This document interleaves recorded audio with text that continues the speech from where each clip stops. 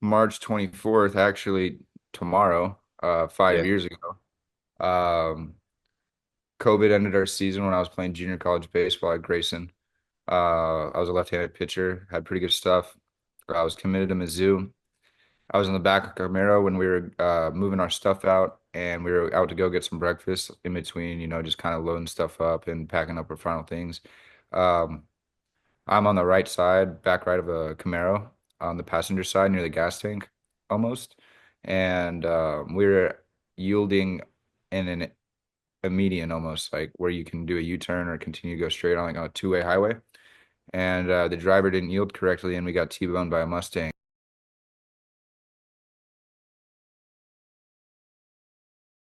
Um, got trapped in the car, burned alive in the car with my roommate, Seth. And the impact of the car broke broke my L3, L4, L5 in my spine, broke my right hip, my right femur, and then I had a concussion as well. Um, yeah, and then I had multiple third-degree burns on my legs. Got pulled out of the car by Caleb Derrick, who was a local guy who just saw the car burning from afar. So I want to shout out to him. I wouldn't be here if it wasn't for him. He pulled me and my roommate out of the burning car about like a minute or two before it exploded. So leg was all burnt up. So like I was in shock too, and I felt back pain getting pulled away from the wreck. And then, but my femur, I was looking at my femur. I thought my femur was the worst one at the time. It blew up. It immediately started swelling up with blood. It was insane. So, I told them what happened when I got to the hospital. They did X-rays, got me in the surgery. Couldn't walk. Had a rod inserted in my femur, inserted in my hip, and then multiple screws. It was a spinal fusion surgery in those three layers in 2020. Rehab for about 8 months. Probably rushed my injury back a little too quick. Usually the recovery for spinal fusion just return to activity, I guess, not even return to sport is 12 months. So I got him on a mound at the end of January in 21. Threw well, like struck out our best five hitters at Mizzou. It was kind of nuts, kind of surreal. First time facing hitters, but then got the X-rays back. The day later, the 9 month update, and all the screws were broken and the brackets were busted. So, um, those the hardware for spinal fusions kind of work like a paper clip. You can only bend it and twist it so many times before it breaks.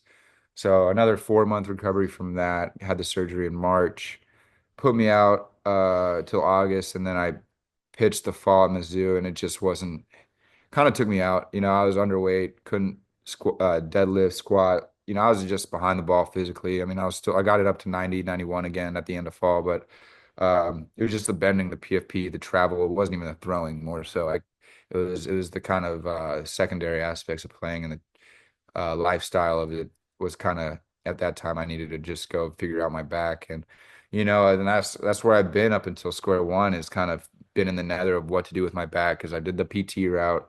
Well, I think as we come to this little exercise I'm going to give you, when you look at gravity, just get that knee straight.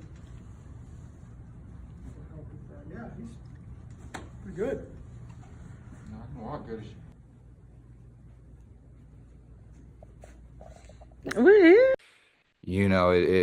I don't, big medicine, big pharma isn't a good way to go. So I didn't want to just waste time, waste copays doing, stuff that would just be minimal. And especially like when I know that, it wasn't going to be productive in the long run. I was probably just going to end up needing another surgery or whatever. Just wasn't really a good alternative there. So, known Jared for a while.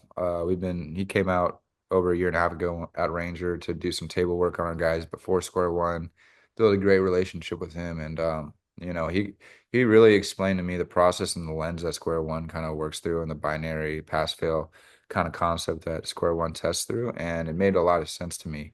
And I realized if I kind of put my faith in this and just believe in Jared and kind of like, you know, see it through, it'll work out. And, I had nothing to lose anyway. I thought, chronic back pain was going to be just the cards I was dealt for the rest of my life. And it is. But, it's not worth going and driving to the PT place to take care of, especially when I'm trying to live life and go about a regular deal. And, a 30-minute session with square one, boom, I'm good for at least, with, and I'm not on a, I don't work I don't, it's not a regular job, it's a lot of swinging a fungo, throwing, travel. Like it's a pretty laborious job. It's almost blue collar in a way. So, a lot of driving, a lot of sitting, a lot of standing. So, it definitely gets me right for definitely way more effective and way longer than any other PT method traditional that I've seen. And, you know, I think it's definitely the best way. It's not a waste of time. It's pass fail. There's no kind of objective like, oh, tissue quality, whatever. It's very good. It's very direct. So it's been a great experience so far. Um, I couldn't say better, more things about it. It's been a great experience. So I'll kind of run you down the story. So we obviously like set the day up 2 weeks in advance, 3 weeks in advance, whatever. But the night before, I was staying up in Frisco with my family, and I my back was in bad shape. It was the yeah, it was that first Monday Sunday after our Saturday double header, and I'm sitting there in bed, and my back, like I go to stand up to turn off the fan or whatever, and I almost fall.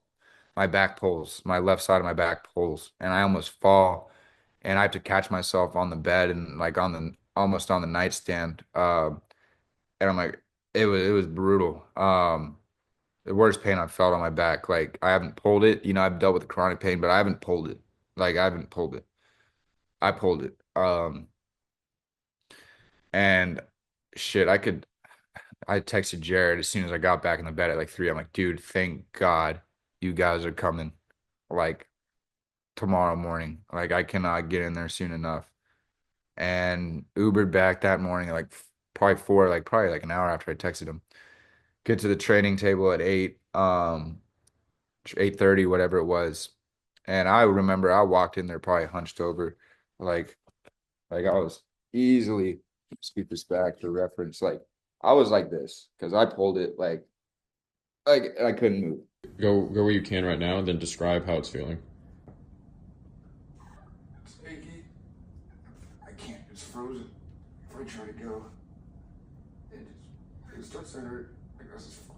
And so it was really, really uncomfortable. Um, Sorry, let me put you back on the screen.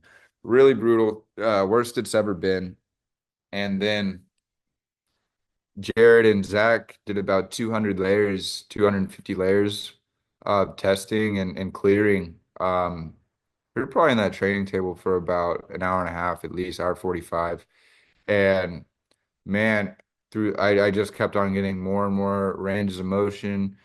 I felt very relaxed at the end of it. I felt like almost like I took a nap without napping. I felt great. Felt mellowed out. But my range of motion, the pain was gone. Like it didn't feel pulled anymore. It was kind of weird.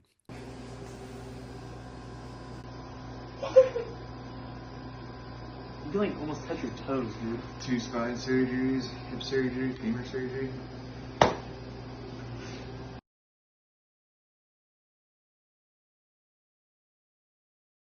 And so good sensation.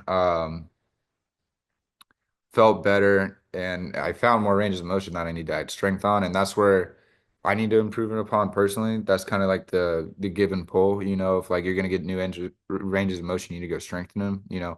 I think programming through IHT is the best way to build around those end ranges of motion that you find through Square 1.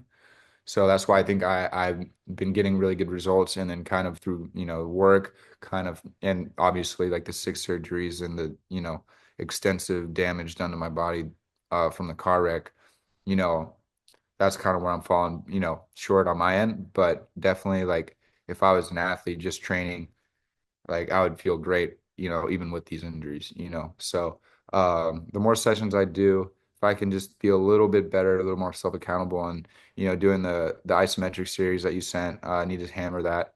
Um, just recruiting and prep work and game is a lot, so I just need to sneak that in, wake up 10 minutes earlier and do it. I mean, I think it's just the personal responsibility that comes with it. Is where you're going to see the best results with Square 1, because just like with anything, you do it consistently and then you do the right things around it. I mean, I think the sky's limitless, you know what I mean? So I think that's what people got to look in the mirror when they do square one too. Like once you get those results, there's a little bit of work you have to do on your own to stay 'em, but I think that's just the nature with anything. It's just like if you go in the gym, you got to diet. So it's been a great experience. I can't wait to get in. So I think that's kind of like mostly the meat and potatoes of the journey right there.